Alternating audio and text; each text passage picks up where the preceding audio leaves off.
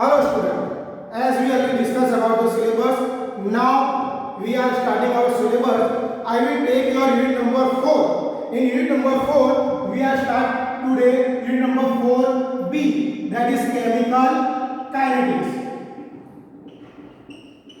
Now, first of all, you have to know what is chemical kinetics. पहले आपको ये जानना पड़ेगा कि chemical kinetics क्या है. Chemical kinetics is a branch of physical chemistry in that we are studying the rate of reaction with time. Chemical kinetics क्या है? ये physical chemistry की branch है जिसमें हमने क्या स्टडी करना है? Rate of reaction with time. Rate of reaction with time. अब हमें कैसे पता करना है कि रेट ऑफ रिएक्शन टाइम के साथ कैसे रिलेट करता है? तो सबसे पहले हम जानेंगे what is rate of reaction. Rate of reaction होता क्या है? Rate of reaction is depend upon the concentration of starting material. इसका मतलब है कि जो रेट ऑफ रिएक्शन है किस पर डिपेंड रहेगा कि स्टार्टिंग मटेरियल की कंसंट्रेशन क्या है. Starting material means reactor. कोई भी हमें प्रोडक्ट को पता करना है कि हमारी प्रोडक्ट क्या है, पर प्रोडक्ट हमें कब पता होगी? जब हमें स्टार्टिंग मटेरियल पता होगा और उसकी कंसंट्रेशन पता होगी, तभी हम प्रोडक्ट के बारे में जानकारी दे सकते हैं. इसलिए आपका जो रेट ऑफ रिएक्शन है ऑलवेज किस पे डिपेंड रहेगा? Concentration of starting material. इसके बारे में एक ग्राफ है.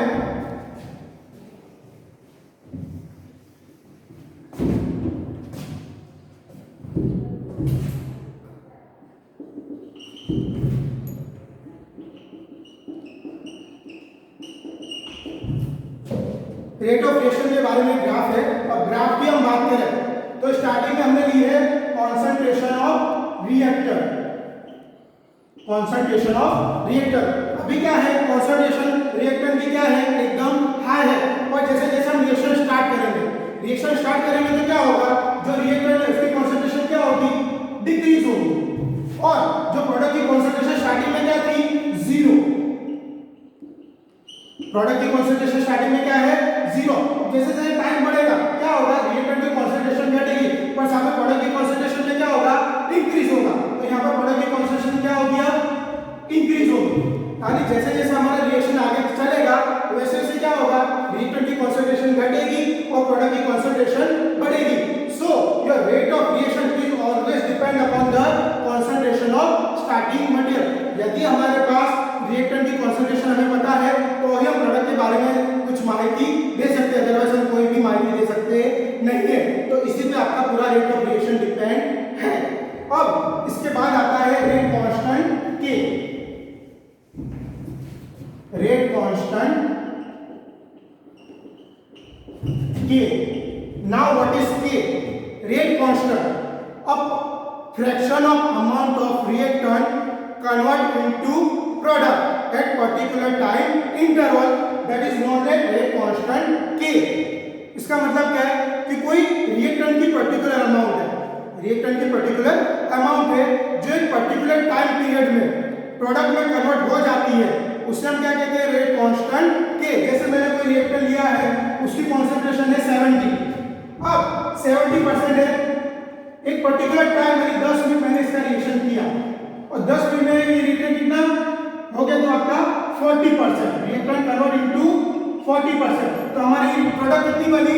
30% हमारी प्रोडक्ट बनी. सो इन पर्टिकुलर टाइम इंटरवल, एक टाइम इंटरवल है 10 मिनट टाइम इंटरवल है. इस टाइम इंटरवल में कितना रिएक्टेंट का कंसंट्रेशन प्रोडक्ट में कन्वर्ट हुआ है, इसको हम कहते हैं रेट कांस्टेंट के. Rate constant K. A particular time interval in which fraction amount of reactant convert into product, that is known as rate constant K. एक particular time interval में कितने परसेंटेज रिएक्टेंट कन्वर्ट में हुआ है, इसे हम क्या कहते हैं? Rate constant K. और इसी के आपको इक्वेशन फाइंड आउट करने हैं. अब इसके बाद आता है आपका first theory, classification of chemical kinetics.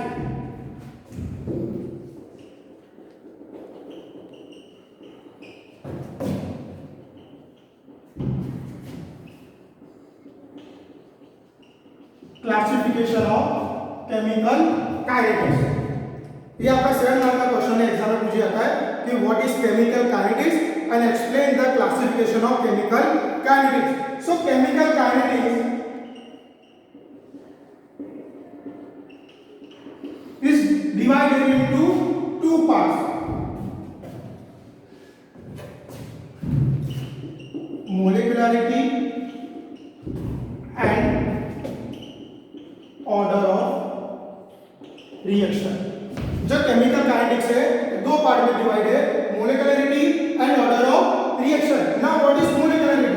Molecularity means number of molecule taking part in the reaction, and order of reaction means number of molecule concentration change in reaction।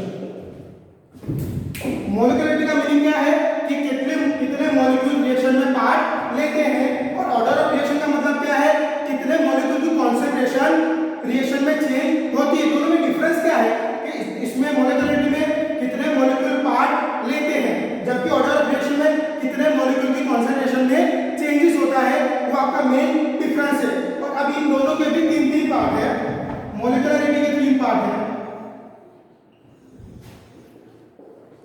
Unimolecular, bimolecular and trimolecular. Unimolecular means जब reaction में सिर्फ एक molecule part लेता है, when in reaction only one molecule taking part, that is known as unimolecular reaction, one molecule. Now bimolecular means when in reaction two molecule taking part, that is known as bimolecular reaction। In trimolecular reaction when 3 molecule taking part in the reaction, that is known as trimolecular reaction। देखो नाम पर से पता चल रहा है, unimolecular means one molecule, bimolecular means 2 molecule and trimolecular means 3 molecule। जब reaction में एक मॉलिक्यूल पार्ट लेगा उसे हम क्या बोलेंगे? Unimolecular reaction. जब रिएक्शन में 2 मॉलिक्यूल पार्ट लेंगे तब बाइमोलिकुलर रिएक्शन, और जब रिएक्शन में 3 मॉलिक्यूल पार्ट लेंगे तब ट्राइमोलिकुलर रिएक्शन। फिर आपको तीनों का एक एग्जांपल देना है। तो वन मॉलिक्यूलर की बात करें यूनिमोलिकुलर की, तो यूनिमोलिकुलर में है आपका Br2। Br2 आपको लग रहा है 2 मॉलिक्यूल है, but it is a bromine water. अब इसका हम रिएक्शन करेंगे, इसको हीट करेंगे, तब क्या होगा? 2 Br से अलग पड़ेंगे, यानी कितने मॉलिक्यूल ने अंदर पार्ट लिया? सिर्फ एक मॉलिक्यूल ने, इसलिए इसे हम कहेंगे यूनिमोलिकुलर रिएक्शन। इसी तरह से बाइमोलिकुलर की बात करें तो H2 plus I2, hydrogen plus iodine, it will convert into twice HI, it is convert into twice HI। इसमें देखो कितने मॉलिक्यूल पार्ट ले रहे हैं? Hydrogen and iodine, it is a bimolecular reaction. अब इसी तरह हम ट्राइमोलिक्यूल की बात करें तो twice NO plus O2, nitrous oxide plus oxygen. पर नाइट्रोजन के कितने मॉलिक्यूल हैं? 2, और ऑक्सीजन का एक मॉलिक्यूल, तो कितने मॉलिक्यूल हुए? 3 मॉलिक्यूल। सो इसमें कितने मॉलिक्यूल पार्ट ले रहे हैं? 3 मॉलिक्यूलर पार्ट ले रहे हैं। सो इसमें क्या करेंगे? ट्राइमोलिक्यूलर रिएक्शन, ट्वाइस NO2। इसमें आप देखिए कहीं पर भी वैलेंसी में चेंज नहीं आना चाहिए। वैलेंसी में अगर कोई चेंज आया तो पूरा आपका इक्वेशन गलत हो जाएगा। देखो फिर से एक मॉलिक्यूल पार्ट ले रहा है, इसे यूनिमोलिकुलर रिएक्शन, 2 मॉलिक्यूल पार्ट ले रहे हैं इसलिए बाइमोलिकुलर रिएक्शन, और 3 मॉलिक्यूल पार्ट ले रहे हैं इसलिए ट्राइमोलिकुलर रिएक्शन। ये आपकी मोलिकुलरिटी। नाउ हम बात करेंगे order of reaction. Order of reaction also divide into 3 parts. First order reaction, second order reaction and third order reaction. जिससे हमने बात की number of molecule change in the concentration of number of molecule. जितने molecule की concentration में change होगा उससे आपका ऑर्डर ऑफ रिएक्शन डिसाइड होगा। तो नाम से पता चला है first order means change in the concentration of one molecule। जब एक मॉलिक्यूल की कॉन्सेंट्रेशन में चेंज होगा तो उसे हम क्या करेंगे, first order reaction. Change in concentration of two molecule. जब दो मॉलिक्यूल कॉन्सेंट्रेशन में चेंज होगा उसे हम क्या कहेंगे, सेकेंड ऑर्डर रिएक्शन। इसी तरह जब तीन मॉलिक्यूल कॉन्सेंट्रेशन में चेंज होगा उसे हम क्या कहेंगे, third order reaction. When change in the concentration of one molecule it is known as first order reaction. When change in the concentration of two molecule it is known as second order reaction. And when change in the concentration of three molecule that is also known as a third order reaction. इस पर से आपकी definition fix होती है। अब तीनों के हमको एक एग्जांपल लेने हैं। तो सबसे पहले फर्स्ट ऑर्डर N2O5, इसको हम क्या कर रहे हैं, हीट कर रहे हैं। When give heating to the N2O5 it is converted into N2O4 plus 1/2 oxygen। इसमें क्या हो रहा है, एक ही मॉलिक्यूल की कॉन्सेंट्रेशन में चेंज हो रहा है, ओनली N2O5। सो इसे हम क्या कहेंगे, फर्स्ट ऑर्डर रिएक्शन। अब सेकंड की बात करें तो ट्वाइस HI हाइड्रोजन आइडाइड, और हमने हाइड्रोजन कितने मॉलिक्यूल लिए हैं, दो। इट इज फिर से गर्म करो, so it is converted to H2 plus I2।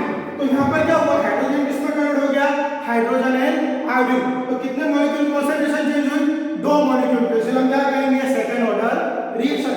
Same बात करें third order, so twice NO plus O2। जो हमने ट्राई मॉलिक्यूलर का लिया था एग्जांपल, वही थर्ड ऑर्डर में आएगा। ट्वाइस NO plus O2 कितने मॉलिक्यूल हैं, तीन। इसका रिएक्शन करें किसमें कन्वर्ट होगा, ट्वाइस NO2। इसमें क्या हुआ, तीन मॉलिक्यूल की कॉन्सेंट्रेशन में चेंज हुआ है, दो NO की और एक ऑक्सीजन को। So it is known as a third order reaction. तो आपका क्लासिफिकेशन है, सबसे पहले मोलैक्युलरिटी और second is the order of reaction. Molecularity में तीन पार्ट है और ऑर्डर ऑफ रिएक्शन में तीन पार्ट है। और इसके अलावा आपके दो और रिएक्शन आते हैं।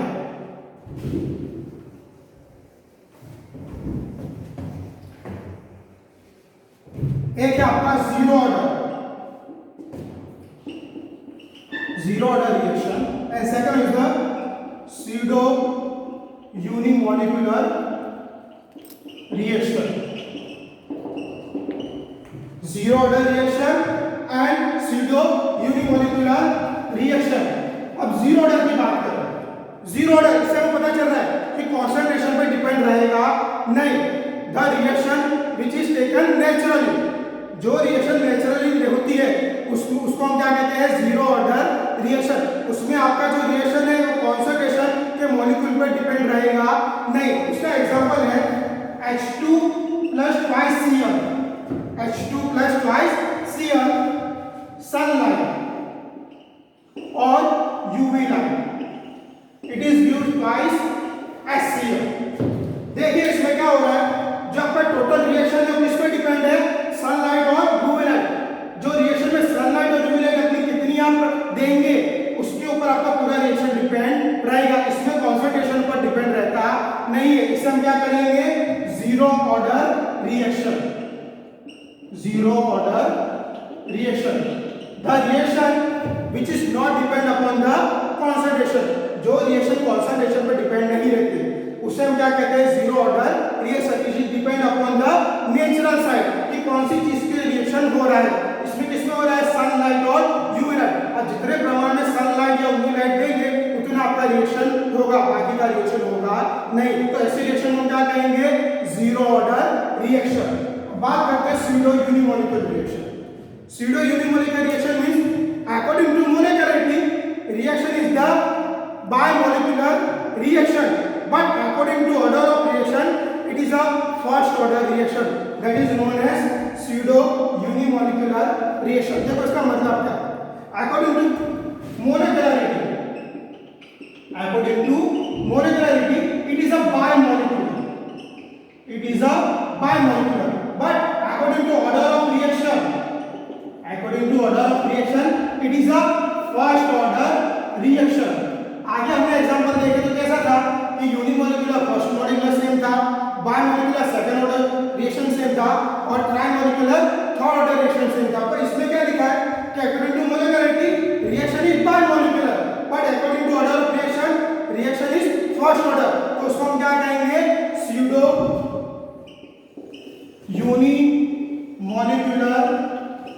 रिएक्शन। अब इसकी हम एग्जांपल की बात करें, so hydrolysis of methyl acetate. Methyl acetate means CH3 COO इसका हम क्या कर रहे हैं, हाइड्रोलिसिस। तो बायोमोलिकुलर देखेंगे तो कितने मॉलिक्यूल हो गए, 2 हो गए, मिथाइल एसिटेट एंड वाटर। इसका आप हाइड्रोलिसिस करो, हाइड्रोलिसिस मींस ब्रेकिंग, बॉन्ड को क्या करना है, आपको ब्रेक करना है। तो यहाँ पर बॉन्ड आपका ब्रेक होगा, यहाँ क्या बनेगा CH3 के बदले माइनस और CH3 प्लस, और इसमें से क्या अलग होगा, H plus and OH minus. H plus का अटैक करेगा जब माइनस चार्ज है, तो क्या बनेगा CH3 COOH, और CH3 प्लस पे क्या अटैक करेगा, OH माइनस, और CH3 OH। एसिडिक एसिड है मिथेनॉल। अब देखिए जैसे मैंने कहा था, मॉलिक्यूलरिटी के प्रमाण से क्या है, 2 मॉलिक्यूल पार्ट ले रहे हैं, so it is a bimolecular reaction. But concentration खाली किसकी चेंज हो रही है, मिथाइल एसिटेट की, क्योंकि वाटर कभी भी रिएक्टेंट के रूप में यूज होता नहीं है। सो कॉन्सेंट्रेशन खाली किसकी चेंज हो रही है, मिथाइल एसिटेट की। तो हमने कहा था अगर एक मॉलिक्यूल की कॉन्सेंट्रेशन में चेंज हो तो उसे हम क्या कहेंगे, फर्स्ट ऑर्डर रिएक्शन। तो according to molecularity it is a bimolecular, but according to order of reaction it is a first order reaction. तो इसे हम क्या कहेंगे, सूडो यूनिमोलिकुलर रिएक्शन। देखिए सिंपल बात, मोलिकुलरिटी के प्रमाण में क्या है, ये बायमोलिकुलर। क्या हो रहा है, 2 मॉलिक्यूल रिएक्शन में पार्ट ले रहे हैं, और ऑर्डर ऑफ रिएक्शन के हिसाब से क्या है, खाली मिथाइल एसिटेट की कॉन्सेंट्रेशन में चेंजेस हो रहा है, so it is a first order reaction. So ये हमारा classification of chemical kinetics. I hope सबको इसमें पता चला हो। अगर आपको कोई क्वेरी हो तो आप मुझे डायरेक्ट कांटेक्ट करके पूछ सकते हैं। मेरा मोबाइल नंबर है 9016799241। इस पर आप मुझे डायरेक्ट कांटेक्ट करके आपको जो भी क्वेरी हो पूछ सकते हैं।